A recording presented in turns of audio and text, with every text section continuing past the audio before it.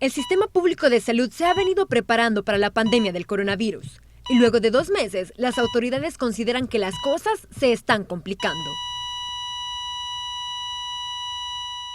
Aquí ya no estamos hablando que hay un hospital COVID, aquí estamos hablando ya de todos los hospitales y de que estamos a punto entonces de rebasar la capacidad que tienen los hospitales para poder atender. Pero el infectólogo Iván Solano, que ha seguido de cerca el desarrollo de la pandemia, tiene dudas. No tenemos datos fidedignos, por lo tanto no puedo darle una respuesta contundente de si es cierto, de que estamos cerca del colapso o que no es cierto. Veamos los datos oficiales. Hasta ayer 21 de marzo había 1.640 casos confirmados. De estos se deben restar 540 recuperados y 32 fallecidos, para tener 1.068 casos activos. Pero no todos demandan hospitalización, como los 476 asintomáticos, el 44%, el grupo más grande. Pero sí los 354 estables, 147 moderados, 65 graves y 26 críticos. En suma, 592 pacientes requerían camas hospitalarias hasta ayer. No tenemos todavía claro la capacidad instalada de hospitales que se tienen para la atención de pacientes COVID positivos.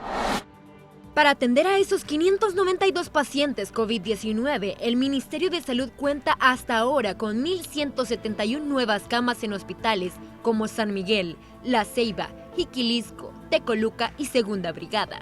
Y entre estas camas hay 81 de cuidados intensivos en los hospitales Bloom, Rosales, San Rafael, Saldaña, Militar y Sacamil.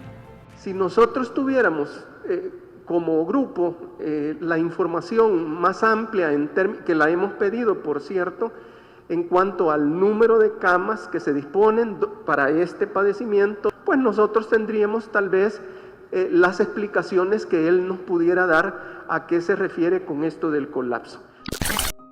La curva del coronavirus en El Salvador muestra un desarrollo moderado con sus 1.640 casos, muy por debajo de la que muestra, por ejemplo, la vecina Panamá, que ronda los 10.000 casos confirmados en el mismo periodo. Por eso, los expertos llaman a interpretar bien estos números. Con esas cifras definitivamente no creemos que colapse. Sí deberíamos de tener un hospital de campaña de unas 500 camas y 100 UCIs, no más de eso, ¿verdad? Porque no estamos en una escalada ascendente tan vertiginosa como la tuvo Panamá, por ejemplo, o Dominicana. Pero el gobierno de El Salvador sigue adelante con la construcción del Hospital del Cifco, que según el presidente Bukele será uno de los más grandes de América Latina, que contará con 1.000 camas de cuidados intensivos y 1.000 camas de cuidados intermedios, con lo cual el sistema público de salud llegará a contar con 3.171 camas nuevas. Como vamos, yo creo que no va a ser, ojalá que así sea, no va a ser necesario grandes infraestructuras para responder a esto, porque los datos son los datos y vamos creciendo a un ritmo moderado, digamos. El sistema de salud público es precario. Debe atender otras enfermedades como neumonía e insuficiencia renal, a razón de casi 6.000 cada una anualmente. Y las mismas autoridades presionan más el sistema. Por ejemplo, brindando atención y resguardo a pacientes asintomáticos o menos graves. Ese tipo de pacientes pudieran, no necesariamente deben de estar ingresados, no deberían de estar ingresados, sino que pueden ser manejados en forma ambulatoria bajo un protocolo de aislamiento domiciliar, siempre y cuando se cumplan ciertos criterios también.